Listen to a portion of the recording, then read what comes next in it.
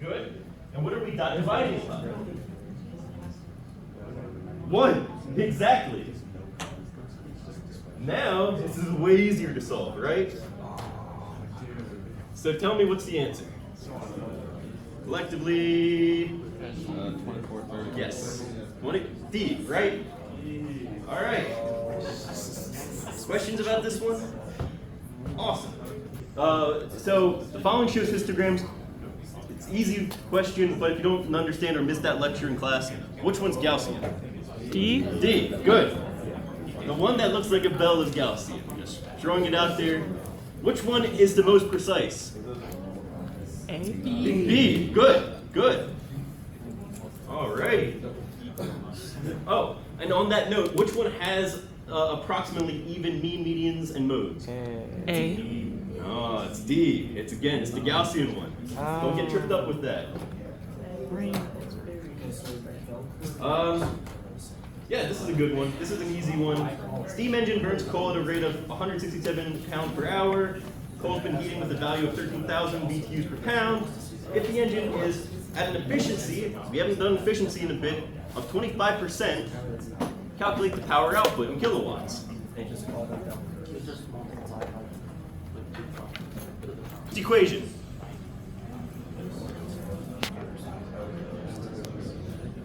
The way to remember it, you cannot ever have an efficiency greater than 1, right?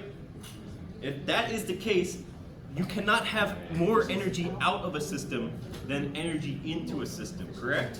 You all agree with that? Therefore, it's always either energy out over energy in, or power out over power in. It's always going to be like that. You're going to have to memorize this because they're probably not going to give you the efficiency equation on an exam. So, we know our efficiency symbol is eta, right? Power out, power in. Now that we have that, we can go ahead and say, oh, well, let's go ahead and use some conversion factors here. Let's take, 167.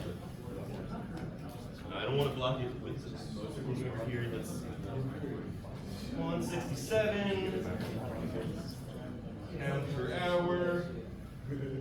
Multiplying that by 13,000 BTU per pound. No, I got it. It's okay.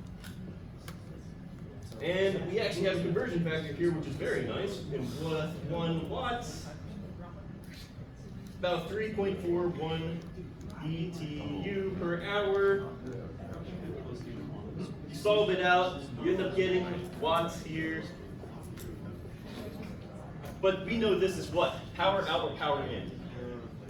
Power in. Power in, right? This is the power we're putting into the system, which means you have to multiply this whole thing by 0.25, right? Because 0.25 is our efficiency here. This is power in, and we have efficiency of 0.25. To calculate power out, you have to multiply that by 0.25, right? Yeah. We all agree? And you should get like a magnitude of 10 to the second power, somewhere around there.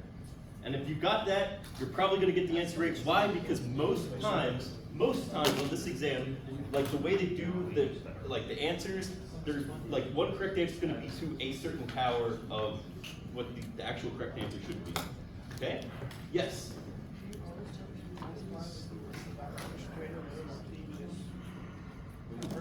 Good. Good question. You will get away with that with this question. But if I asked you to compare two different efficiencies, you will not. So remember that question about the light bulb? If you did it that way, you would have gotten it wrong. Yeah. When in doubt, convert it first and then go, because you can never go wrong that way. Okay? Good question. Let's see. I believe this is the last one. So, we have a function here. Now remember something, if you're gonna run MATLAB, you're gonna put this into MATLAB on an exam, because you're gonna have, MATLAB questions. You can do this two ways. You can put a function on the very bottom of your MATLAB code to make this run, or you can do a function script and run it separately that way, okay? You're pressed for time. My honest suggestion is to say, if you're gonna put this in the MATLAB, put it at the straight bottom, and then use display result.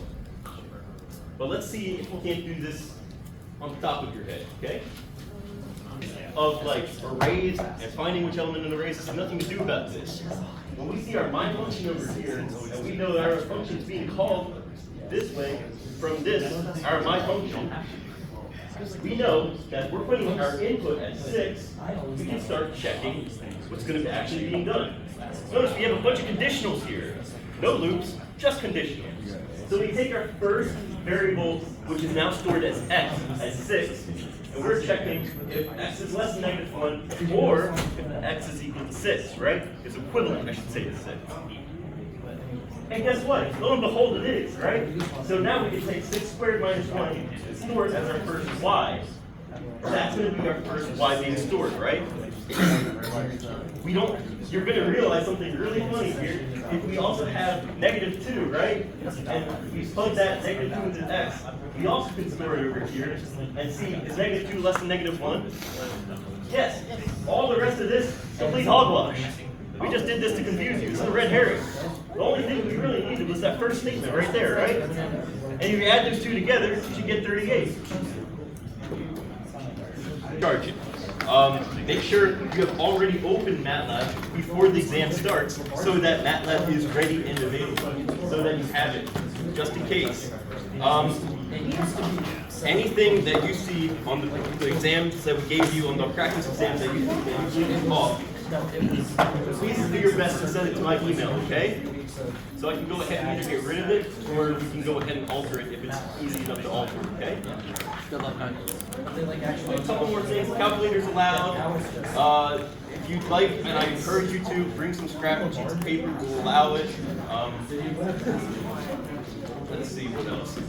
It is going to be in designated rooms, so if you were taking it initially in the main lecture hall, taking it again in the main lecture hall, if you were taking it in my section, you report to my discussion section, and if not, then you're also in the section of the room right above the lecture hall. Okay? Any further questions? I'm willing to stay after and talk about it. I appreciate you all for coming, and good luck with the exam. Do well. Ace yourself, and don't get nervous.